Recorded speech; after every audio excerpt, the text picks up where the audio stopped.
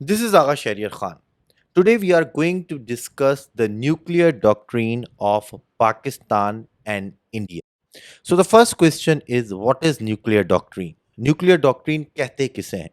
Nuclear doctrine उस policy का नाम है जिसमें एक कंट्री इस बात को वाजे करता है कि वो अपने न्यूक्लियर वॉर हेड्स की डिप्लॉयमेंट और यूजेज किस तरह करेगा during war and peace time against it's enemy. सबसे पहले आपको ये बात जहन में रखनी चाहिए कि जो साउथ एशिया का रीजन है, इसमें तीन न्यूक्लियर पावर्स हैं और ये तीनों एक दूसरे के नेबर्स हैं। पाकिस्तान, इंडिया और चाइना। अगर मैं चाइना की बात करूं तो चाइना ने जो न्यूक्लियर टेस्ट किए थे वो 1964 में किए थे, इंडिया ने 1974 में किए और पाकिस्तान ने 1998 में किए। इंडियन न्यूक्लियर डॉक्ट्रिन के कुछ पॉइंट्स हैं, उसको वन बाय वन हम डिस्कस कर लेते हैं। सबसे पहले जो इंडियन न्यूक्लियर डॉक्ट्रिन का पॉइंट है वो है minimum maintaining minimum credible deterrence. अब डेटरेंस का क्या मकसद है? डेटरेंस किसको कहते हैं? अगर हमें यह समझ में आएगा तभी हम इस फ्रेज को समझ सकते हैं, यानी मेंटेनिंग मिनिमम क्रेडिबल डेटरेंट का मतलब क्या है। अब डेटरेंस किसे कहते हैं? डेटरेंस कहते हैं कि आपके पास ऐसी कैपेबिलिटी और कैपेसिटी होनी चाहिए जिससे आप सामने वाले कंट्री को अपने ऊपर अटैक करने से रोक सकते हैं। यानी आप सामने वाले कंट्री को ये कम्युनिकेट कर दें कि अगर तुमने हम पर स्ट्राइक की या अगर तुमने हम पर अटैक किया तो हमारी तरफ से रिटेलिएशन इस तरीके से होगी या रिटेलिएशन उन वेपन्स के थ्रू होगी जो आप जो है वो बर्दाश्त नहीं कर पाएंगे। That is the concept of deterrence. ठीक है, इसके अंदर दो से तीन चीज़ें बहुत ज़्यादा इंपॉर्टेंस होती हैं। सबसे पहला, आपके पास वो कैपेसिटी होनी चाहिए, यानी आपके पास वो कैपेबिलिटी होनी चाहिए कि जिससे आप सामने वाले कंट्री को बोलें कि मेरे पास ये वेपन्स मौजूद है, अगर तुमने मुझ पर अटैक किया तो यहाँ से रिटेलिएशन होगी, यानी आपके पास न्यूक्लियर वॉरहेड्स मौजूद होने चाहिए। फिर जी आपकी क्रेडिबिलिटी होनी चाहिए, यानी जो आप कह रहे हैं वो आप कर भी रहे हैं या नहीं कर रहे। ठीक है, इसकी फॉर एग्जांपल मैं एग्जांपल दूंगा यहाँ पर। अभी पाकिस्तान और इंडिया का जो कॉन्फ्लिक्ट हुआ था, इंडिया ने स्ट्राइक्स की पाकिस्तान के ऊपर मई 6 और 7 को अंडर ऑपरेशन सिंदूर, और पाकिस्तान की मिलिट्री की तरफ से कहा गया कि अब हम जो है वो रिटेलिएट करेंगे अपने हिसाब से, अपने टाइम से और अपनी मीन्स के थ्रू। और फिर वो आपने देखा कि 3-4 दिन के बाद रिटेलिएशन हुई। अगर वो रिटेलिएशन नहीं होती तो इंटरनेशनल रिलेशंस के अंदर जो पाकिस्तान नेशन स्टेट की क्रेडिबिलिटी है वो डैमेज हो जाती। कहने का मकसद ये है कि डेटरेंस के लिए ना सिर्फ आपकी कैपेबिलिटी होनी चाहिए, आपकी क्रेडिबिलिटी भी होनी चाहिए कि जो आप कह रहे हैं वो आप करते भी हैं या नहीं करते। फिर तीसरी चीज़ जो इंपॉर्टेंट है डेटरेंस के लिए वो है कम्युनिकेशन, कि आप एनिमी को या अपने दुश्मन को ये बात अच्छी तरीके से कम्युनिकेट भी करते हैं कि अगर आपकी तरफ से कोई अटैक या कोई एग्रेशन हुआ तो हमारी तरफ से जो रिटेलिएशन होगी वो बहुत मैसिव होगी।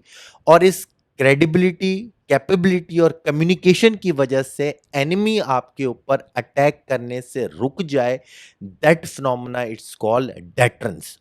तो जो इंडिया की न्यूक्लियर डॉक्ट्रिन का पहला पॉइंट है वो यही है कि इंडिया इतने न्यूक्लियर वॉर हेड्स मेंटेन रखेगा, इस्टेब्लिश रखेगा, अपने पास सिक्योर रखेगा जिससे वो क्रेडिबल डेटरेंस इंश्योर कर पाए, अपने एनिमीज को अपने ऊपर अटैक करने से रोक पाए। दैट इज वाई यहाँ पे फ्रेज यूज की गई है मिनिमम क्रेडिबल डेटरेंस, यानी कम से कम न्यूक्लियर वॉर हेड्स होने चाहिए जिससे डेटरेंस इंश्योर हो जाए। That is the first point of Indian nuclear doctrine. दूसरा जो इनका पॉइंट है वो है no first use policy. India कभी भी हमेशा ये क्लेम करता है कि वो कभी भी फर्स्ट न्यूक्लियर स्ट्राइक नहीं करेगा अपने एनिमीज के ऊपर। कभी भी इंडिया जो है वो न्यूक्लियर फर्स्ट यूज पॉलिसी की बात नहीं करता, हमेशा नॉन फर्स्ट यूज पॉलिसी की हमेशा उसने बात की। लेकिन आपको ये बात मद्देनजर रखने चाहिए कि 2014 के बाद से, जब से बीजेपी की गवर्नमेंट आई है इंडिया में, तो उनके जो डिफेंस डिफेंस मिनिस्टर हैं राजनाथ सिंह, इसके अलावा उनके काफ़ी हाई ऑफिशियल्स हैं, उन्होंने काफ़ी एक ऐसे स्टेटमेंट्स दिए हैं कि हमें पाकिस्तान के ऊपर प्रीएम्प्टिव स्ट्राइक करनी चाहिए, दूसरी चीज़ें करनी चाहिए, जिससे इनकी नो फर्स्ट यूज़ पॉलिसी के अंदर थोड़ा-सा जो है वो चेंज देखा गया, या इसके ऊपर डिबेट शुरू हो गई है कि इंडिया का जो नो फर्स्ट यूज़ पॉलिसी का स्टांस है, उसके अंदर कितनी क्रेडिबिलिटी है। तीसरा जो इनकी न्यूक्लियर डॉक्ट्रिन का पॉइंट है वो है जी मैसिव रिटेलिएशन। इंडिया कहता है कि अगर किसी भी कंट्री ने हम पर फर्स्ट स्ट्राइक की तो फिर इंडिया की तरफ से न्यूक्लियर स्ट्राइक जो होगी इन रिटेलिएशन वो मैसिव होगी, जो जो कि जो है वो इनकैलकुलेबल और अनएक्सेप्टेबल होगी किसी भी कंट्री के लिए। यानी आपने अगर किसी भी तरीके से फर्स्ट स्ट्राइक की, चाहे वो स्ट्रैटेजिक वेपन्स के थ्रू की, ऑपरेशनल वेपन्स के थ्रू की, या टैक्टिकल वेपन्स के थ्रू की। अब स्ट्रैटेजिक, ऑपरेशनल और टैक्टिकल क्या कहलाते हैं न्यूक्लियर वेपन्स? ये रेंजेस होती हैं, जो जिनकी लार्ज रेंजेस हैं वो स्ट्रैटेजिक वेपन्स होते हैं, और टैक्टिकल वेपन्स की शॉर्ट रेंज होती है 60 टू 100 किलोमीटर। इंडिया कहता है नो मैटर व्हाट, आपने कोई भी न्यूक्लियर वेपन्स अगर इंडियन नेशन स्टेट के अगेंस्ट यूज किया, so there will be a massive retaliation from Indian side, जो कि इनकैलकुलेबल और अनएक्सेप्टेबल होगी। यहाँ पर यह भी याद रखना चाहिए कि इंडिया का ये भी डॉक्ट्रीन में ये हिस्सा है कि ना सिर्फ न्यूक्लियर स्ट्राइक हो, लेकिन अगर एक जो है वो मैसिव केमिकल वेपन्स के थ्रू या बायोलॉजिकल वेपन्स के थ्रू इंडिया के ऊपर स्ट्राइक होती है, तब भी इंडिया अपने न्यूक्लियर वेपन्स को डिप्लॉय करेगा और यूज़ करेगा उस कंट्री के अगेंस्ट जिसने उसके ऊपर केमिकल या बायोलॉजिकल वेपन्स को यूज़ किया है। इसके अलावा जी इंडिया का ये क्लेम है कि there is a complete political control over Indian nuclear weapons. वो कहते हैं कि उनके न्यूक्लियर वेपन्स के ऊपर जो है वो मिलिट्री कंट्रोल नहीं है, बल्कि पॉलिटिकल कंट्रोल है। उनकी जो है वो नेशनल कमांड अथॉरिटी के दो कौंसल हैं, एक है जी पॉलिटिकल कौंसल और दूसरा है एग्जेक्टिव कौंसल। पॉलिटिकल कौंसल को जो चेयर करते हैं वो उनके प्राइम मिनिस्टर हैं, और एग्जेक्टिव कौंसिल को उनके नेशनल सिक्योरिटी एडवाइज़र जो है वो हेड कर रहे होते हैं। इसी तरह न्यूक्लियर डॉक्ट्रिन का उनका एक और हिस्सा ये भी है कि India will never use its nuclear weapons against non nuclear weapon states. वो स्टेट्स जिनके पास न्यूक्लियर वेपन्स नहीं है, no matter what happens, India उनके अगेंस्ट न्यूक्लियर वेपन्स को यूज नहीं करेगा। So that is the Indian nuclear doctrine. अब हम कुछ बात कर लेते हैं इंडिया की जो है वो न्यूक्लियर इन्वेंट्री की। तो आपको स्क्रीन के ऊपर भी नज़र आ रहा होगा ये सिप्री का data according to this report of 2024, जो कि रीसेंट रिपोर्ट है कि इंडिया की जो न्यूक्लियर वॉर हेड्स हैं उनकी तादाद 172 है। और अगर हम इंडिया का न्यूक्लियर ट्राइड देखें, अब न्यूक्लियर ट्राइड किसे कहते हैं? न्यूक्लियर ट्राइड का मतलब है कि एक कंट्री जो है वो न्यूक्लियर वेपन्स को एयर के थ्रू भी यूज़ कर पाए through it's fighter jets, land के थ्रू भी यूज़ कर पाए यानी सरफेस टू सरफेस मिसाइल्स के थ्रू, और सी के थ्रू भी कर पाए यानी जो इनके बैलिस्टिक मिसाइल्स होते हैं सबमरीन्स के थ्रू जो लॉन्च होते हैं उनके थ्रू भी जो है वो न्यूक्लियर स्ट्राइक कर पाए। यानी लैंड के थ्रू, एयर के थ्रू और सी के थ्रू जब आप न्यूक्लियर स्ट्राइक की कैपेबिलिटी रखते हैं, तभी जाके आपका न्यूक्लियर ट्राइड कंप्लीट होता है, और तभी आप सेकंड स्ट्राइक की कैपेबिलिटी रखते हैं कि अगर आपके पास पहली स्ट्राइक भी हो जाए तो आप दुश्मन के ऊपर सेकंड स्ट्राइक कर पाएँ। तो अगर मैं इंडिया की यहाँ पर बात करूँ, एयरक्राफ्ट में उनके पास मिराज, जौगौर और राफेल एक ऐसे जेट्स हैं जो न्यूक्लियर वॉर हेड्स को कैरी कर सकते हैं। लैंड बेस्ड मिसाइल्स की बात करूं, सरफेस टू सरफेस आपके पास स्क्रीन पर नज़र आ रहा होगा, इनके पास पृथ्वी 2, अग्नि 1, अग्नि 2, अग्नि 3, अग्नि 4, अग्नि 5 और फिर अग्नि 7 भी जो है वो अभी मैन्युफैक्चरिंग स्टेज के अंदर मौजूद है। अग्नि 3, अग्नि 4 और अग्नि 5 की बात करूं तो ये इनकी रेंजेस बहुत ज़्यादा लॉन्ग रेंजेस के ये स्ट्रेटजिक न्यूक्लियर वेपन्स हैं, जिनकी रेंज जो है वो 3000 किलोमीटर से लेके 5000 किलोमीटर तक जाती है। मैंने स्टार्ट में कहा था कि इंडिया का न्यूक्लियर डॉक्ट्रिन जो है वो पाकिस्तान और चाइना सेंट्रिक है। दैट इज़ वाई उन्होंने इसी हिसाब से अपने स्ट्रेटजिक वेपन्स की जो है वो रेंजेस रखी हुई हैं, ताकि in case of nuclear war वो चाइना के भी किसी भी रीजन को टारगेट कर पाएँ।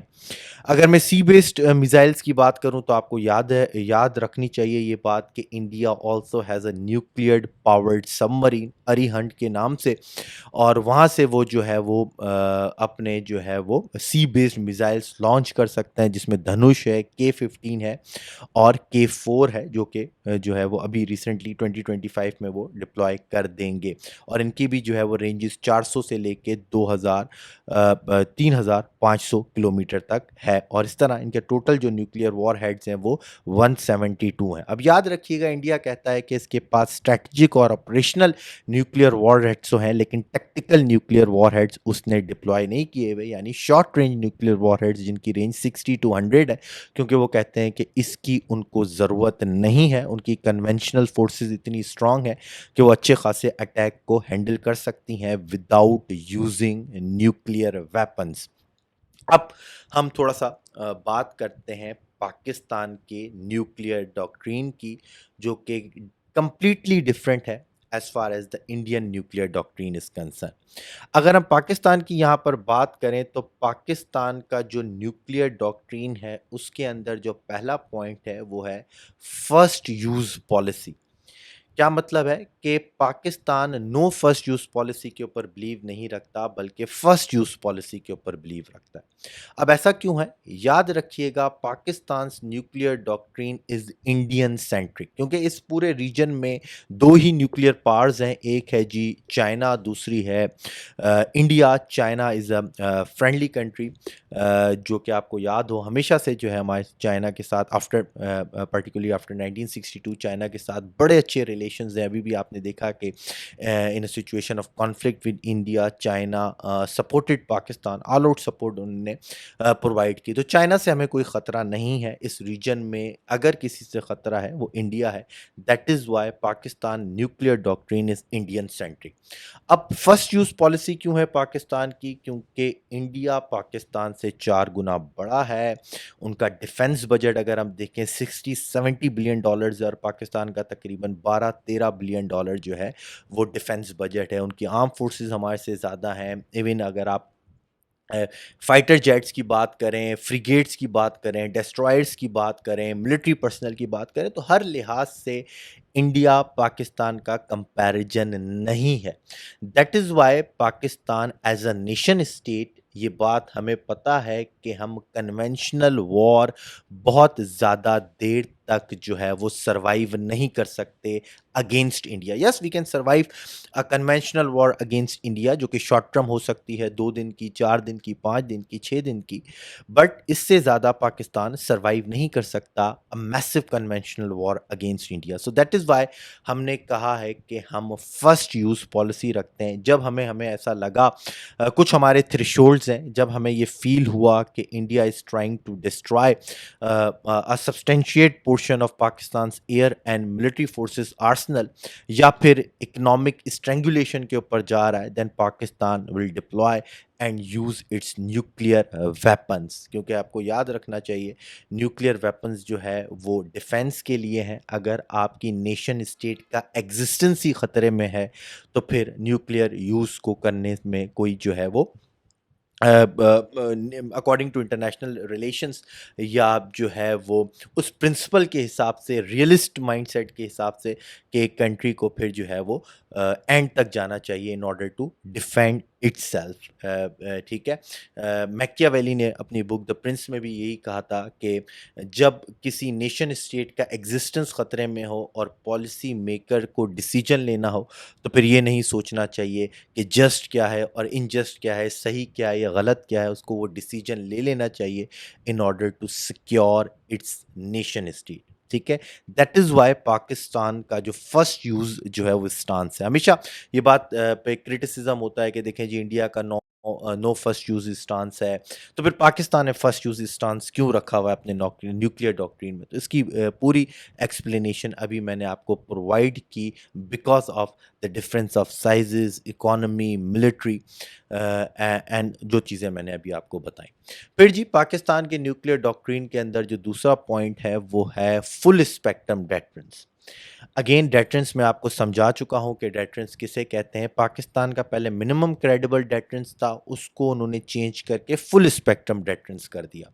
अब फुल स्पेक्ट्रम डेटरेंस क्या है? फुल स्पेक्ट्रम डेटरेंस में उन्होंने टैक्टिकल न्यूक्लियर वेपन्स को भी इंक्लूड कर दिया, यानी वो न्यूक्लियर वेपन्स जिनकी रेंज 60 से 100 किलोमीटर के दरमियान है। ऐसा क्यों हुआ? अगर आपको याद हो कि अजीत डोवल के आने के बाद से एक इंडिया ने डॉक्ट्रीन लॉन्च किया था, that is cold start doctrine. अब वो कोल्ड स्टार्ट डॉक्ट्रीन क्या था कि इंडियन फोर्सेस जो हैं एक मैसिव अटैक के साथ पाकिस्तान की जो है वो टेरिटोरी में जो है वो एंटर होंगी, अपने ऑब्जेक्टिव्स को जो है वो अचीव करेंगी और फिर वापस चली जाएंगी, यानी पाकिस्तान को इतना मौका ही प्रोवाइड नहीं करेंगी to deploy and use its nuclear weapon. अब उस चीज़ को काउंटर करने के लिए पाकिस्तान ने जो है वो टैक्टिकल न्यूक्लियर वेपन्स को जो है वो डिप्लॉय किया अल नसर को, जिसकी रेंज 60 से 100 किलोमीटर के दरमियान है। और इसके बाद से जो है वो पाकिस्तान का जो मिनिमम क्रेडिबल डेटरेंस का एक स्टांस था वो चेंज होकर फुल स्पेक्ट्रम डेटरेंस हो गया कि कोई भी एग्रेशन हो, मैसिव एग्रेशन अगेंस्ट पाकिस्तान, और हमें ऐसा लगे कि हम उसको बेयर नहीं कर पाएंगे, then Pakistan will use its nuclear weapons. वो फिर टेक्टिकल भी हो सकता है, ऑपरेशनल भी हो सकता है और स्ट्रेटेजिक भी हो सकता है। तीसरा पॉइंट है जी हमारा C4I, that is command control computerization communication and जो है वो इनपुट। C4I का क्या सिस्टम है? इसका मतलब है कि पाकिस्तान का क्वालिटी सिस्टम इंश्योर है, कंट्रोल सिस्टम जो है, आर्किटेक्चर जो है ओवर न्यूक्लियर वेपन्स, वो हर तरीके से जो है वो इंश्योर है according to IAEA standard. So that is the nuclear doctrine of Pakistan, which is India centric. And again, the objective of nuclear weapons is not to wage wars, but to deter the enemy from aggression. ये आपको बात याद रखनी है। अब कुछ हम पाकिस्तान के जो है वो न्यूक्लियर आर्सनल की बात कर लेते हैं, इन्वेंट्री की बात कर लेते हैं। अगेन यहाँ पर न्यूक्लियर ट्राइड है, एयर, लैंड और sea. According to the data of SIPRI there are 170 nuclear warheads in the inventory of Pakistan, जिसमें अगर मैं एयर की बात करूं, एयर टू सरफेस मिसाइल्स की, तो पाकिस्तान के पास जी मिराज है जो कि तकरीबन पुराने फाइटर जेट्स हैं, लेकिन अब न्यू में जो है वो JF-17 भी इस काबिल है कि वो न्यूक्लियर वॉर हेड्स को कैरी कर सकते हैं। फिर जी सरफेस टू सरफेस मिसाइल्स की बात करूं तो हम जी अब्दाली, गजनवी, शाहीन 1, शाहीन 2, शाहीन 3 जो है वो नसर, अबाबील और बाबर एंड बाबर 2 जो है वो यहाँ पर मौजूद हैं। अब इसमें याद रखिएगा, जैसे मैंने आपको बात की नसर और अबाबील की, that is tactical nuclear weapons, और ख़ास तौर पर अबाबील जो है उसके अंदर मिर्व टेक्नोलॉजी मौजूद है, multiple independent re entry vehicles. अब मिर्व टेक्नोलॉजी क्या होती है, कभी किसी दिन जो है वो इसके ऊपर पूरा लेक्चर करेंगे कि मिर्व टेक्नोलॉजी एक टेक्नोलॉजी है जो कि सोवियत यूनियन ने भी यूज़ की थी in the cold war in order to bypass the anti ballistic missile defence system. जब आपको मिसाइल डिफेंस सिस्टम को बाईपास करना होता है तो उसके लिए मिर्व को यूज़ किया जाता है। तो अगेन पाकिस्तान जो है मिर्व अबाबील की सूरत में मिर्व जो है वो टेक्नोलॉजी रख रहा होता है। अगेन इसमें अगर मैं यहाँ पर बात करूँ रेंजेस की, तो आपको साफ यहाँ पर जो है वो रेंज यहाँ पर नज़र आ रही है कि 200 से लेकर तकरीबन 2200 या 2750 किलोमीटर तक हमारे पास रेंजेस मौजूद हैं, जिसमें नसर की आपको नज़र आ रही होगी रेंज 70 किलोमीटर। वही मेरी वाली बात, that is the tactical nuclear weapons. फिर जी सी बेस्ड मिसाइल्स की बात करूँ, याद रखिएगा पाकिस्तान के पास न्यूक्लियर पावर्ड सबमरीन मौजूद नहीं है, हमारे पास डीजर्ट पावर्ड सबमरीन है। बट पाकिस्तान ये क्राइम करता है कि जो है वहाँ से भी न्यूक्लियर वॉर हेड्स को लॉन्च किया जा सकता है in the form of Babur 3, जो कि SLCM है, सबमरीन लॉन्च क्रूज मिसाइल्स की सूरत में हमारे पास मौजूद है, जिसकी रेंज 450 किलोमीटर है। और इस तरह पाकिस्तान के टोटल स्टॉक पाइल्स की तादाद 170 हो जाती है। So that is the comparison between Indian nuclear doctrine and the inventory of Indian nuclear war heads with Pakistan nuclear doctrine and with the inventory of Pakistan nuclear warheads. This is it from my side. Kindly like and subscribe this channel. मिलते हैं अगली video में. Till then, Allah Hafiz.